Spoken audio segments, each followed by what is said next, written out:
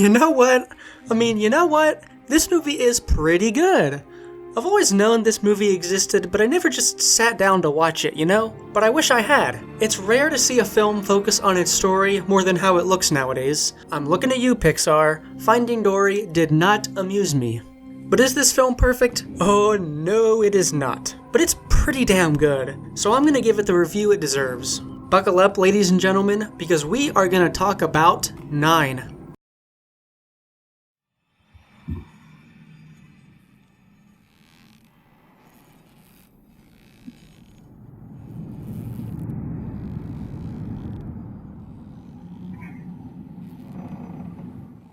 I love when movies open up like this. It gives the audience something to chew on, you know? We love that cryptic shit. Our protagonist 9 wakes up to a strange device and a freaking dead guy. Holy crap, what the hell is this doing in a kid's movie? Oh, right, I forgot to mention, this is a PG-13 animated movie, ladies and gentlemen. This is what one of those looks like. I say that because how many other films fit that description, really? Not many, as far as I can tell. This lifeless corpse lets the parents and the audience know they should have immediately regretted the decision to bring their kids into the theater. 9 is a movie unlike any other, and that's commendable. I suspect this is a teaching moment, so Waffles, take it away. Thanks, hun. You see, the modern world can be so strict with what you can show kids nowadays, and that kinda sucks, because this kind of imagery in an animated movie is powerful. To all artists out there, break out of what's normal. Don't be afraid to experiment. Don't be afraid to push that envelope. In fact, what the hell? No, you can't do that. Oh, come on, there's nothing there anyway. There's literally nothing to blur. You're really towing the line here. Can you just do me a favor and put this on? A censor bar? Ugh, alright. Moving on. So what's the story here? Basically, 9 wakes up to find his creator is dead. He meets more creatures like him, all numbered 1 through 9. It's the puppets versus the machines in this post-apocalyptic world. 9 accidentally awakens the giant machine that killed humanity, and it starts building more machines to kill our heroes. More and more of the puppet people die, so they go on the offensive. They plan to blow it up, but this fails and 9 searches for answers. It's revealed that humans created the robots, go figure, and the robots turned against them, go figure. The scientist infused his soul into these puppets so they could carry on life. They destroyed the machine and set the souls of the 5 puppets who died free. Happily ever after, although I'm surprised this movie didn't end on a darker note, considering how dark the movie is in general. Now, I'll be the first to say it, a movie about robots turning against humanity is about as cliche as it gets. Sure, it's a pretty basic plot, but this film adds some cherries on top that make it worth it. First off, the reason this machine is so powerful is because it can make more machines to do its work. That's a somewhat original idea, and I can respect that. But other than that, the overall backstory is pretty bland, and it's really the only major problem I have with this film. Originality comes in the form of these 9 puppets. And I really dig the idea that 9 puppets all contain the soul of the last human to ever live. It's cool. And these 9 characters all have their own personalities. It's even easy to remember which one is which number. This is number 1, the original, so of course he's the leader. But he's also kind of an asshole. And he even sent number 2 out to die, on purpose. Jeez, that's dark. And his excuse was that he was just too old, but that doesn't make sense because number 1 is older than number 2, duh. 2 is the mechanic who's always asking questions, 3 and 4 are twins who catalog everything they see, 5 is the one who helps 9 on his journey to find 2, 6 is the crazy one who draws, 7 is the action hero chick, 8 is the muscle, and 9 is our guy, he's the protagonist. So yeah, characterizing these guys to be all different was something this movie had to get right, and they did get it right. But even though they got the characters right, there is something to criticize here. The animation. Okay, not to be a pessimist, but guess which Pixar movie came out in 2009? It was Up, and that movie looks about 10 times better than this one. Wait a minute, what was this movie's budget again? Wow, only $30 million? Relatively cheap for a theatrical release. Okay, I suppose I can give this movie a pass in the animation category. It's not the best, but it looks better than, like, Food Fight. and it made its money back, alright. All this to say that the animation is a bit janky at times, with the backgrounds looking a bit static. So that's a negative. Well now, hold on, I'm not sure it is though. Oh, of course Captain Optimist would think so. No, I'm serious. If anything, the janky animation lends itself to the vibe of this movie. Waffles, what do you think? I gotta side with Candles here. Alright, let me explain. This film has a certain vibe to it. It's hard to put into words, but I'm gonna try. You ever play any Valve games? Half-Life, Portal, Gmod, TF2? Well, this movie's setting has the exact same feel to it, and I mean exact. I'll convince you.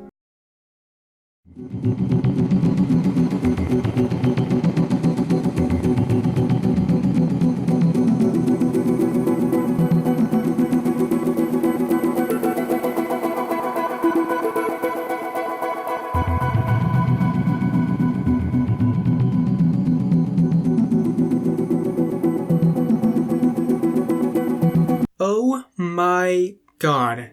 That totally makes sense, I'm convinced. The animation is sort of like early Valve quality, and it makes the movie a lot creepier. I suppose this only works if you've played the Valve games, but hey, whatever. Let's move on to the soundtrack. Honestly, I wish I had more to say about it. There's some decent tracks in here, but that's just it. They sound pretty standard for a movie like this, but those of you who haven't seen this movie are just yelling in the screen like, what about that one scene after they destroy the machine? And don't you worry, because I did not forget about that. God, I love this transition. Watch this.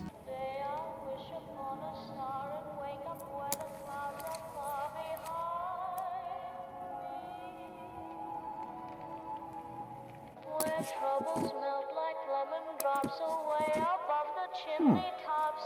That's where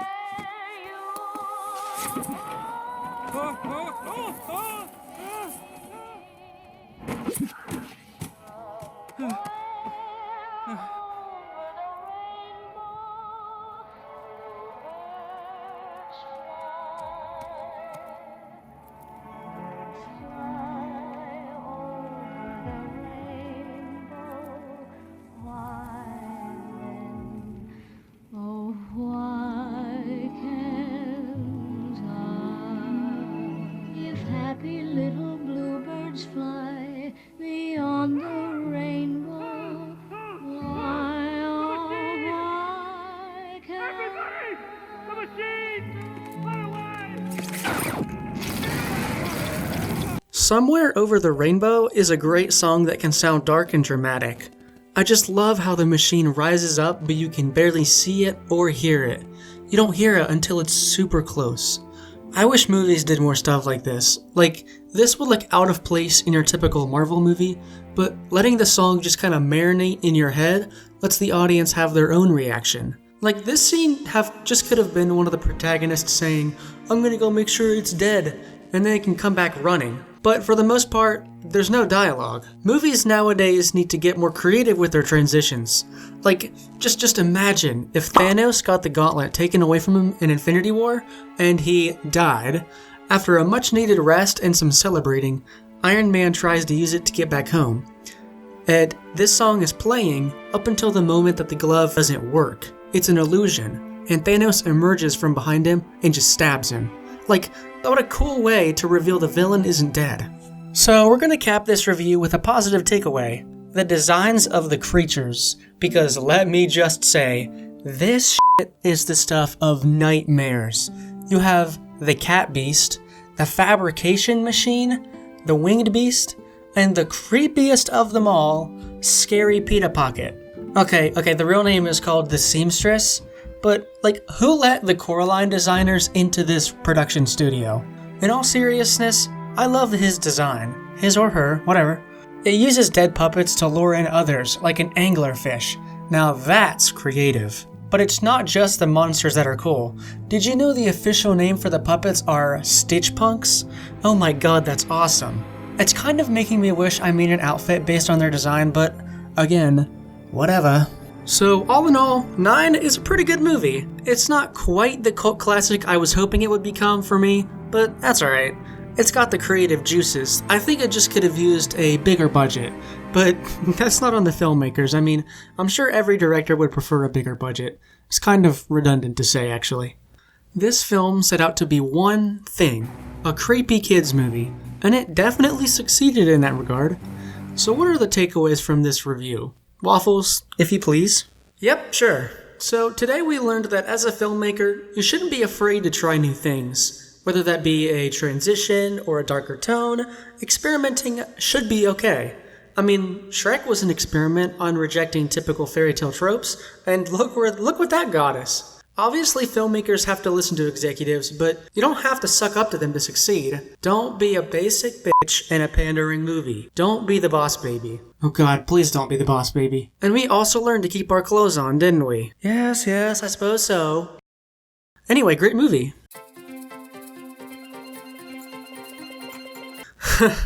Okay, that's all for this video. Comment below what kind of outfits my avatars should wear next. Also, I do take requests for movie reviews. This video was a request by user ShankX, longtime viewer of the channel. Really love that guy. He does great work. Thanks for the great recommendation, dude. And be sure to check out my Instagram for the full body sketch of Candoza's outfit. I'm calling it The Talisman. If you've seen this movie, you know the reference. So follow me over there for more fashion stuff. Trust me, you're not gonna want to miss those full body drawings. They get a little spicier than I can get over here on my YouTube channel. Also, subscribe for more movie review / video essay hybrids like this one. I'll be making a lot more in the coming weeks, but I am going on vacation in like this week or next week. Depends on when this video comes out, so just leave a comment on what you want me to review, and I'll probably do it. So thanks for watching, and I'll see you next time with another movie review.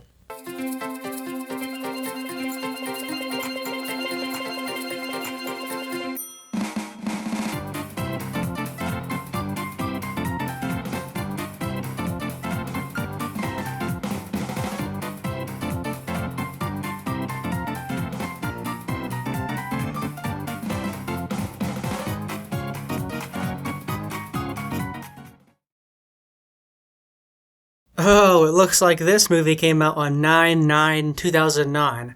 Oh, that's cute. That's just fantastic.